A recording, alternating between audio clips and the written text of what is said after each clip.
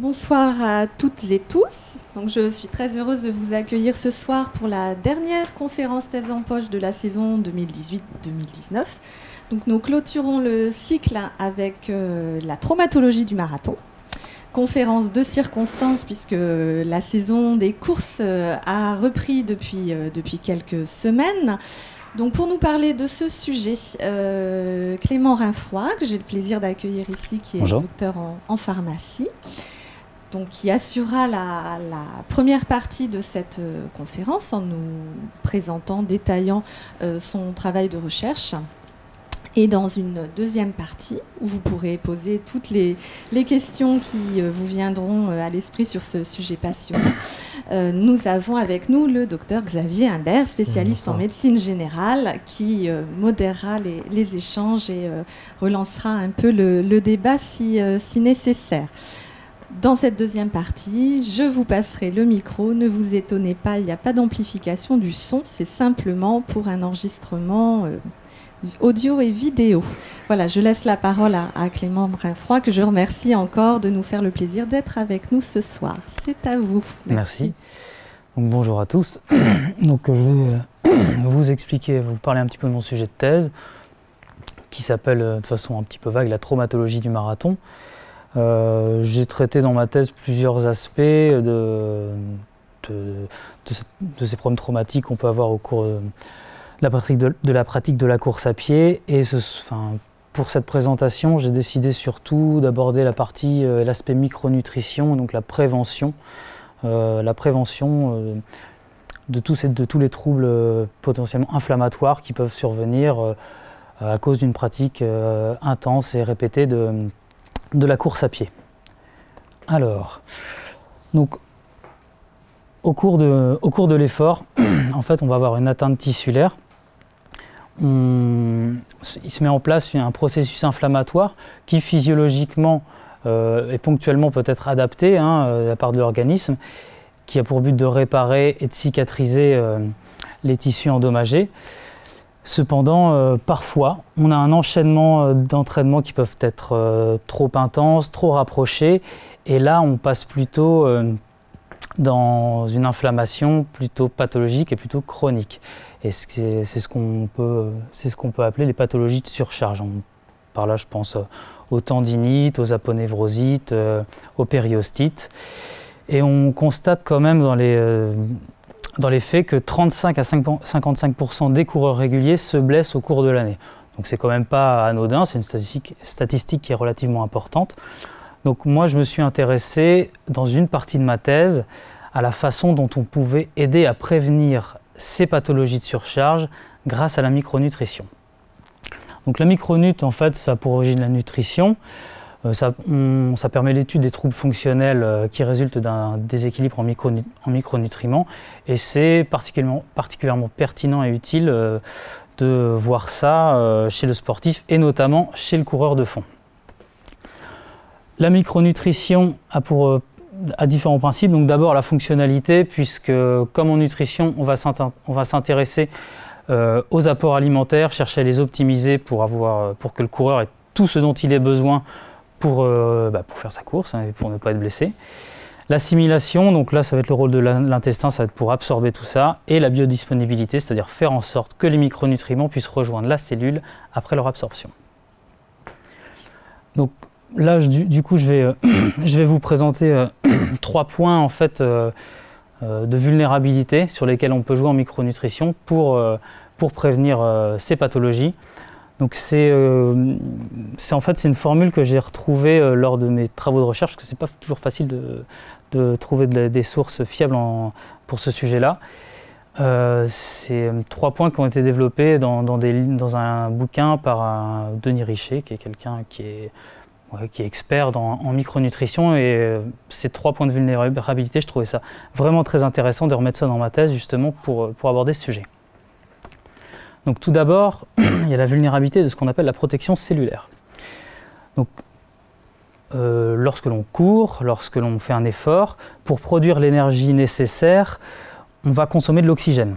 Donc pour fabriquer de l'ATP, on va consommer de l'oxygène, et au cours de cette formation d'énergie, de synthèse d'ATP, on a donc la formation d'espèces réactives à l'oxygène, dont les radicaux libres. Et en fait, ces formes réactives de l'oxygène ou radicaux libres sont très agressives, notamment vis-à-vis des lipides des membranes cellulaires. En fait, les radicaux libres sont des espèces chimiques instables, qui ont un électron non apparié et qui vont chercher à retrouver leur état de stabilité en captant un électron sur une molécule voisine. Donc en fait, c'est le phénomène d'oxydation. Donc cette formation de radicaux libres, elle se fait par réaction qui se propage de proche en proche, donc c'est une cascade radicalaire et donc ça peut contaminer un petit peu toute la membrane dans ces cas-là. Donc si ces radicaux libres sont présents en nombre important, on a des dommages au niveau des membranes cellulaires qui peuvent être également importants et ça perturbe du coup forcément leur fonctionnement. Donc pour prendre en charge ces radicaux libres, on va avoir deux systèmes de défense. On a des enzymes antioxydantes et des piégeurs de radicaux libres. Donc les enzymes antioxydantes, j'en reparle rapidement, mais bon, c'est des termes pas toujours très faciles à retenir, mais il y a les superoxydes dismutases, les glutathions peroxydases et les catalases. Donc ça, ce sont des enzymes qui vont être chargées de qui vont prendre en charge ces radicaux libres pour éviter justement qu'il y ait une atteinte tissulaire trop importante au niveau des membranes. Pour fonctionner, ces enzymes ont besoin de cofacteurs. Donc pour la SOD, on a du cuivre, du zinc et du manganèse. Pour la glutathion peroxydase, on a besoin de sélénium. Et pour la catalase, on a besoin d'un apport en fer. Donc là déjà, premier rôle de la micronutrition, c'est qu'on va s'assurer que le sportif, que le marathonien, ou n'importe quel sportif, de toute façon, ait un apport suffisant en cofacteurs pour faire en sorte que ces enzymes antioxydantes puissent jouer leur rôle et capter les radicaux libres. Ce qu'on peut constater par contre, c'est que ces enzymes antioxydantes ne peuvent prendre en charge qu'un nombre très limité de radicaux libres et que souvent dans un exercice comme le marathon qui est très exigeant, qui entraîne un stress important pour l'organisme, cette première ligne de défense elle se retrouve systématiquement dépassée. Et c'est pour ça qu'on a ensuite une autre ligne de défense, les piégeurs de radicaux libres. Donc là, je vous ai retrouvé ce petit schéma justement dans un livre de Denis Richet qui expliquait bien ça. Donc les piégeurs de radicaux libres, on va en avoir certains qui proviennent de l'alimentation, comme la vitamine C, la vitamine E et la B3. Donc pour que tout ça soit efficace, tous ces piégeurs de radicaux libres, ils agissent de façon synergique, en fait, si vous voulez. S'il en manque un, ça marchera beaucoup moins bien. Puisqu'en fait, là, on peut voir sur le schéma que vous avez la vitamine E qui va prendre en charge un peroxyle instable, du coup rendu instable par les radicaux libres au niveau membranaire. Cependant, donc là, du coup, ça stoppe l'état radicalaire au niveau de la membrane. Mais la vitamine E elle-même se retrouve instable. Donc là, on a une action de la vitamine C, comme je dis, c'est très synergique, qui redonne à la vitamine E sa capacité antioxydante. Mais elle-même, la vitamine C, elle se retrouve de toute façon sous forme instable, elle est prise en charge par le glutathion, enfin vous voyez, etc. Ensuite, vous avez le NADPH qui remet le glutathion sous forme stable. Et par contre, à la fin, on voit que le NADP qui a été formé par l'oxydation du NADPH, dont d'ailleurs le NADPH, je ne l'ai pas dit, mais il a besoin de la vitamine B3, lui. Donc ce NADP, il est pris en charge par glucose 6-phosphate, qui lui, par contre, va être oxydé sous forme stable. Donc une fois que le dernier est oxydé sous forme stable, ça coupe la cascade radicalaire et la propagation de l'état instable au niveau de la membrane. Et donc ça permet à la membrane cellulaire de ne pas être impactée par les radicaux libres et de conserver ses fonctions. Donc voilà, ça arrête la propagation de l'état radicalaire. Je vous ai remis ici les sources de vitamine C, vitamine E et B3 avec à titre indicatif les doses qu'on peut recommander par jour. Et donc voilà, la vitamine C, on trouve principalement en fruits et légumes, ça on le sait. La vitamine E, il en faut 15 mg par jour. Et je voulais juste parler un petit peu plus de la vitamine B3. La vitamine B3, elle dérive du tryptophane. Et en fait, le tryptophane, donc précurseur de la B3, Il est très sollicité dans certains cas, dans les cas d'inflammation, dans les cas d'infection virale ou dans les cas d'endotoxinose, c'est-à-dire du passage d'endotoxines au niveau intestinal notamment. Sa concentration, elle va diminuer dans ces cas-là. Et il faut savoir que le tryptophane, c'est également précurseur de la sérotonine et du coup également de la mélatonine. Alors quand chez un sportif qui vraiment du coup court beaucoup, enchaîne tout ça et un déficit en tryptophane, on peut souvent retrouver des problèmes de sommeil, des problèmes un petit peu de baisse de morale, de démotivation. Ça entraîne tout ça une augmentation de la fatigue, de la sensibilité au stress et ça augmente du coup le risque de blessure. Donc ça c'est important de faire attention au statut en tryptophane du coureur de fond, surtout s'il court beaucoup, pour éviter justement tous ces problèmes-là qui peuvent venir impacter l'entraînement, mais aussi impacter le reste un petit peu, enfin, la vie privée, puisqu'on se retrouve beaucoup moins en forme et avec une moins bonne qualité de sommeil et donc une moins bonne qualité de vie. Donc ensuite, le deuxième point de vulnérabilité qui était détaillé aussi dans le livre dont je vous ai parlé, c'était au niveau de la membrane cellulaire. Donc la membrane cellulaire, c'est une bicouche lipidique. Donc ça n'a pas seulement un rôle de délimitation entre l'espace extra- et intracellulaire, ça a un rôle important dans la synthèse de médiateurs de l'inflammation. En fait, les phospholipides peuvent être composés de différents acides gras. Et vous avez 3 types d'acides gras, donc les acides gras saturés, les monoinsaturés et les polyinsaturés.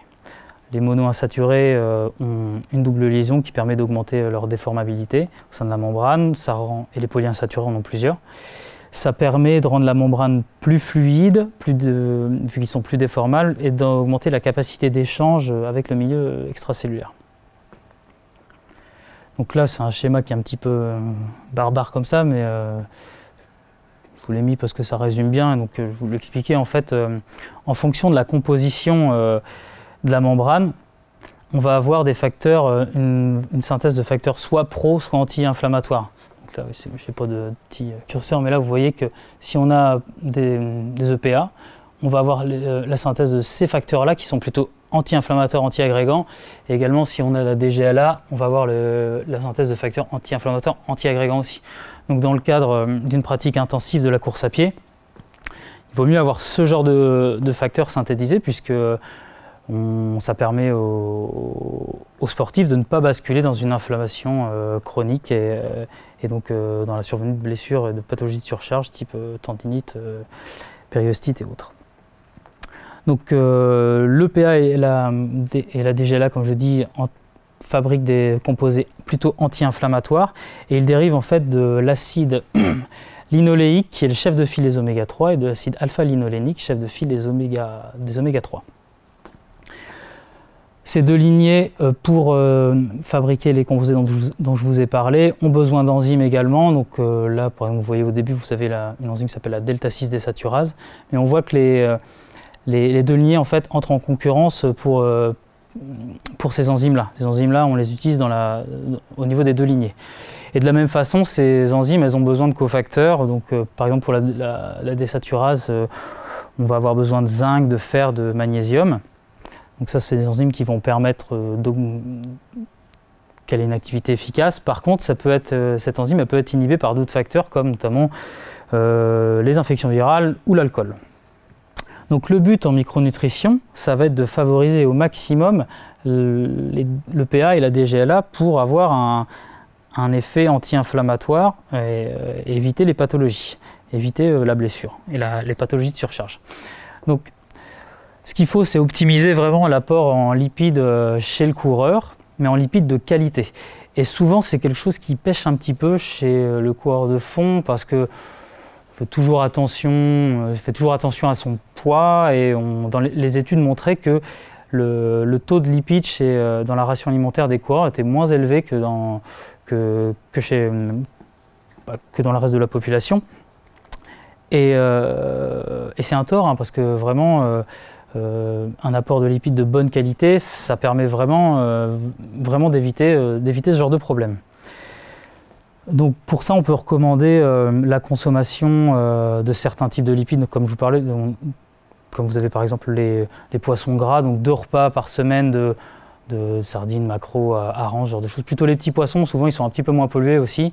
Ils sont très riches en oméga 3 et on peut recommander aussi l'assaisonnement avec des huiles comme l'huile de colza et l'huile de noix qui ont un très bon ratio oméga 6, oméga 3 et la consommation également d'oléagineux très riches en oméga 3 mais avec faisons attention quand même parce que ça reste malgré tout très calorique.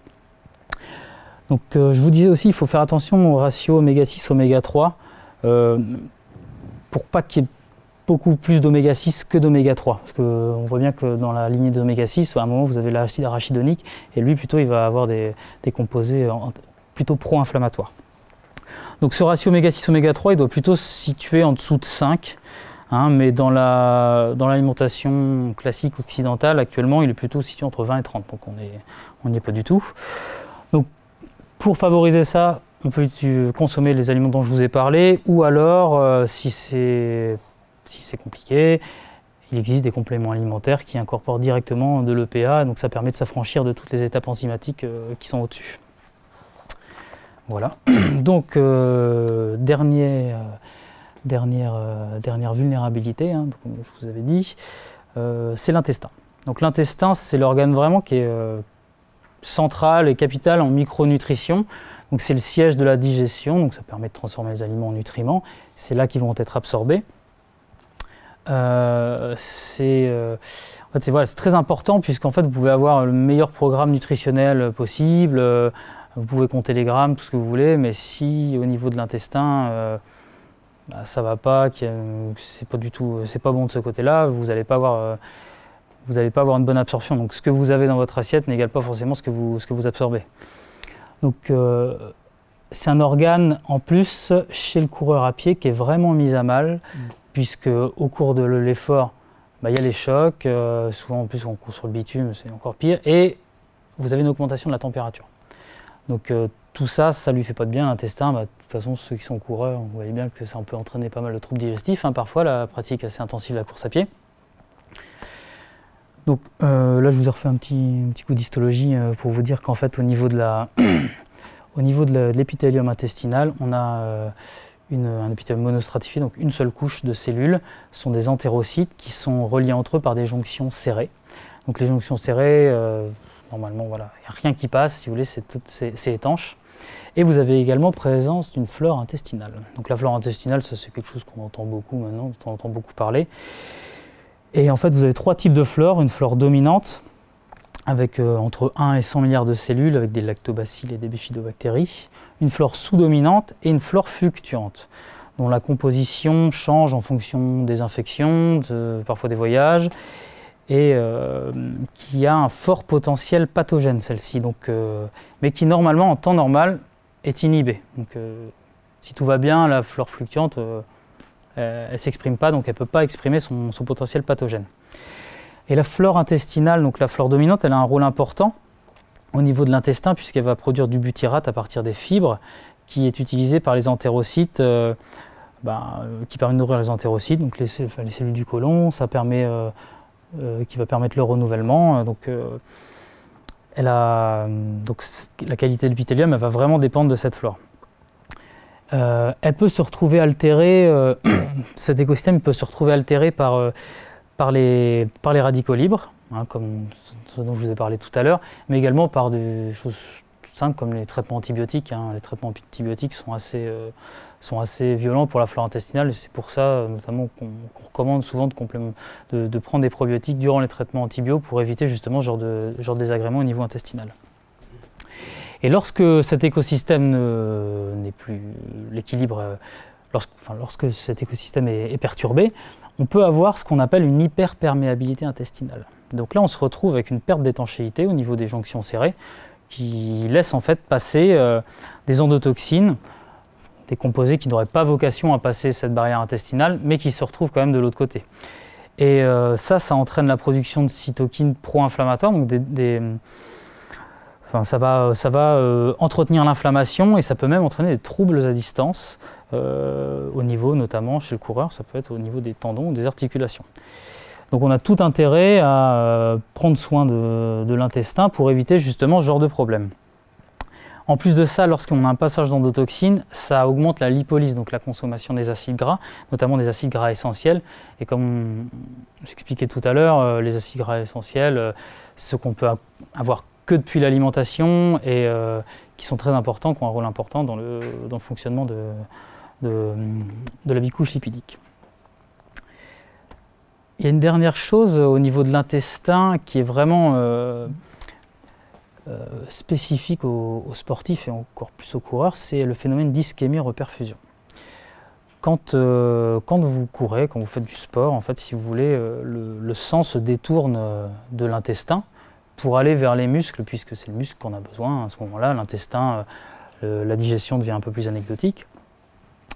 Et en fait, lorsque l'afflux sanguin diminue, vous avez de fait un manque d'oxygène pour les entérocytes, donc ils se retrouvent un petit peu en souffrance.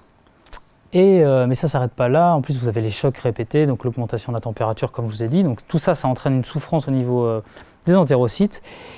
Et lorsque l'effort se termine, donc vous avez le retour du sang depuis les muscles jusqu'à l'intestin, qui charrie son lot de radicaux libres, donc très agressif pour les membranes. Et là, ça peut entraîner des dommages assez importants. Et ça, notamment au niveau de l'étanchéité de l'intestin, avec tous les problèmes inflammatoires que ça peut occasionner. Donc le but en micronutrition, ça va vraiment être de préserver cette étanchéité et d'éviter qu'il y ait des problèmes de perméabilité intestinale. Donc pour ça,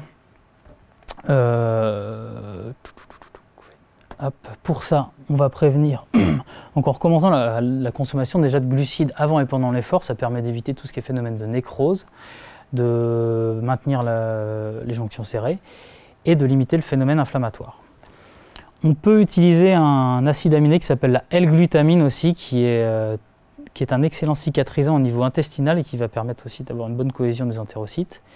Et on va recommander aussi l'apport de probiotiques pour maintenir une flore dominante efficace pour pouvoir continuer à assurer la nutrition des cellules du côlon, comme je l'ai expliqué avant. Et on peut toujours recommander aussi aux sportifs de consommer ce qu'on appelle les boissons de récupération, donc ça va être avec des antioxydants, les cofacteurs, tout ça. Dans ce qu'on appelle la fenêtre métabolique, c'est justement lorsque le sang va revenir dans la demi-heure, l'heure qui suit un effort intense. Ça va permettre, lorsque les radicaux libres reviennent au niveau de l'intestin, d'avoir une première ligne de défense déjà un peu plus efficace pour pouvoir prendre en charge tout ça. Donc voilà, c'est la fin de mon petite présentation. J'ai fait une petite conclusion pour vous dire que c'est une discipline qui est encore un petit peu jeune, la micronutrition, mais qui est en plein essor, avec des applications vraiment dans tous les domaines. Là, j'ai parlé du sport, moi, dans ma thèse, mais ça peut s'appliquer à vraiment à vraiment toutes les pathologies inflammatoires pour aider à prévenir justement les problèmes. Voilà, on peut l'appliquer partout, que ce soit le sport, parfois certaines pathologies aiguës et aussi les pathologies chroniques. Donc voilà, je vous remercie. Merci Clément.